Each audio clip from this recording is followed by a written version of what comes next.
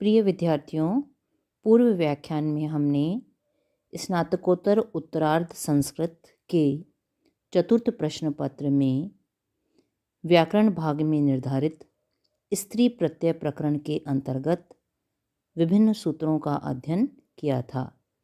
आज उसी क्रम में आगे बढ़ते हुए हम अगले सूत्र पूर्व पदार्थ संज्ञायाम अगह से अपना व्याख्यान प्रारंभ करते हैं।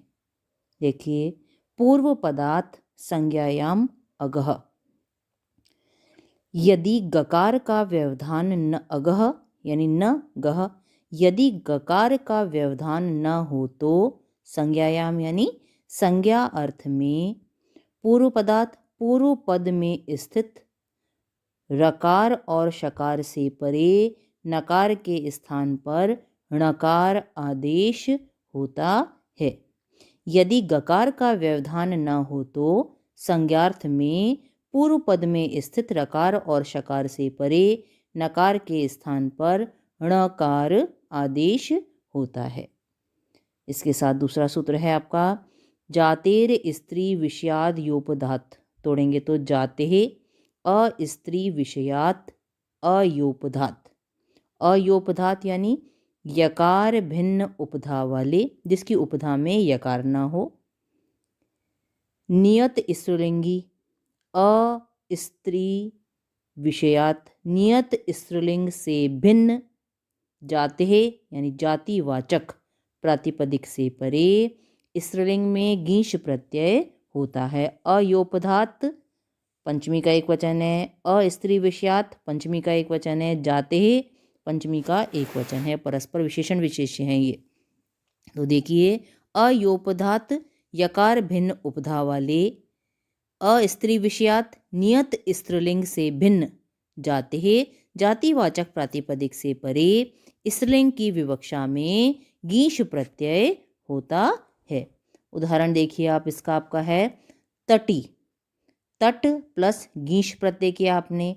देखिए, इसकी उपधा में यकार नहीं है। अलो अंत्यात पूर्व उपधा, अंतिम स्वर या व्यंजन जो है उससे बिल्कुल पहले वाले वर्ण की उपधा संज्ञा होती है। तो तट में क्या है आपका त हलंत अ, ट हलंत और अ। तो अंतिम है आपका ट में विद्यमान अ, उससे बिल्कुल पहले है ट, तो ट क्या है आपका उपधा। तो ये कैसा है, यकार भिन्न उपधा वाला है, इसमें यह नहीं आ रहा है, पहली बात।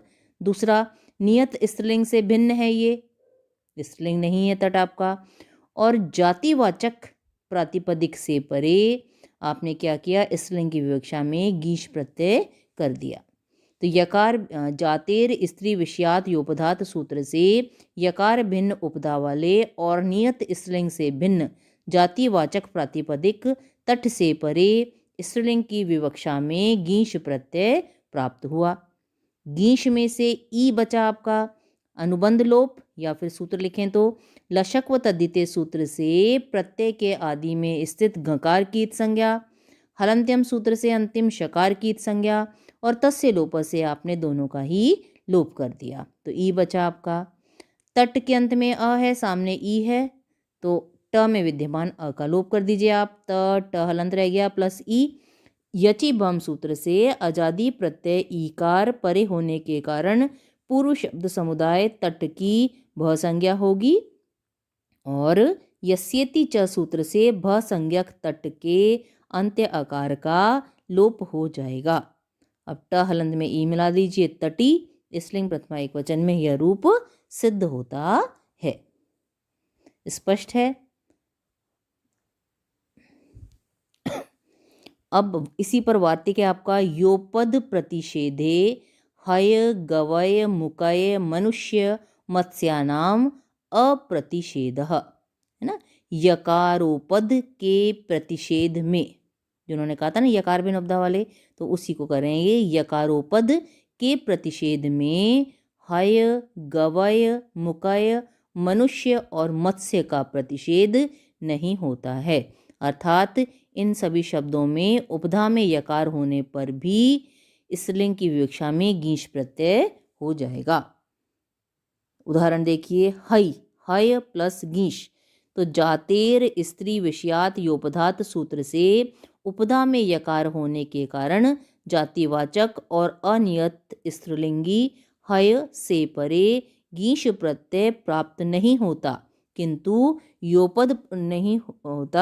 योपद प्रतिषेधे हय गवय मुकय मनुष्य मत्स्यानाम अप्रतिषेधः वार्तिक से उपधा में यकार होने पर भी हय से परे स्त्रीलिंग की विवक्षा में गीश प्रत्यय हो जाएगा। क्लियर है? गीश में से ई बचा आपका। लशक व दतिदे सूत्र से प्रत्यय के आदि में स्थित गकार की संज्ञा, हलंत्यम सूत्र से अंतिम शकार की संज्ञा और तस्य लोप से आपने दोनों का ही लोप कर दिया। अब हय में विद्यमान अंतिम अ का लोप कर दीजिए। हय हलंत हो गया प्लस ई, सामने वही दोनों सूत्र देंगे जो भी आपने पढ़े थे।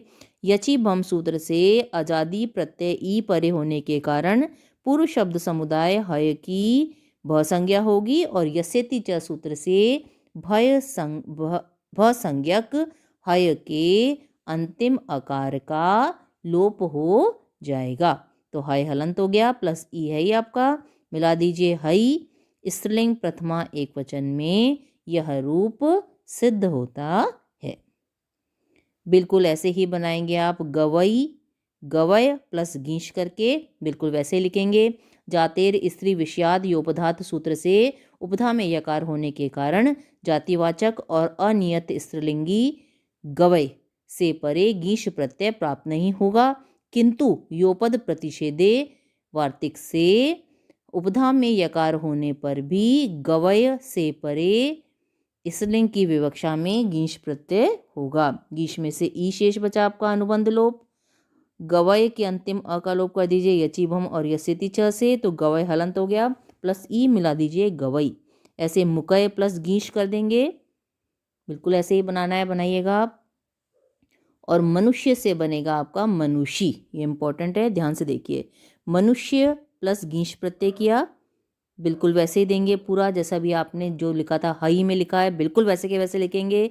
जातेर स्त्री विषयाद योपधात सूत्र से उपधा में यकार होने के कारण जातिवाचक और अनियत स्त्रीलिंगी मनुष्य से परे गीश प्रत्यय स्त्रीलिंग की विवक्षा में गीश प्रत्यय प्राप्त नहीं होगा, किंतु योपद प्रतिषेधे हय गवय मुकय मनुष्य मत्स्यानाम अप्रतिषेधः वार्तिक से उपधा में यकार होने पर भी मनुष्य प्रातिपदिक से परे स्त्रीलिंग की विवक्षा में गीश प्रत्यय हो जाएगा।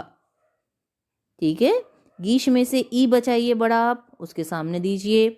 लशक व ददिते सूत्र से गीश प्रत्यय के आदि में स्थित गकार की संज्ञा होगी, हलंत्यम सूत्र से अंतिम पकार की संज्ञा होगी और तस्य लोप सूत्र से दोनों का ही लोप हो जाएगा। तो ई बच गया आपका। क्लियर है यहाँ तक? अब मनुष्य में जो य है इसका लोप कर दीजिए, तो मनुष्य हलंत रह गया प्लस ई। हलस तद्धितस्य सूत्र से मनुष्य पद के यकार का लोप हो जाएगा। अब मनुष्य हलंत है ही आपका, ई मिला दीजिए मनुषी और उसके सामने दे दीजिए आप स्त्रीलिंग प्रथमा एक वचन में यह पद सिद्ध होता है। अब इन सबको आप ध्यान से देखिएगा, जो समझ में ना आए उसे पूछिएगा, कंठस्थ करिए इसे आप, और जो असाइनमेंट दिया जा रहा है उसे पूरा कीजिएगा।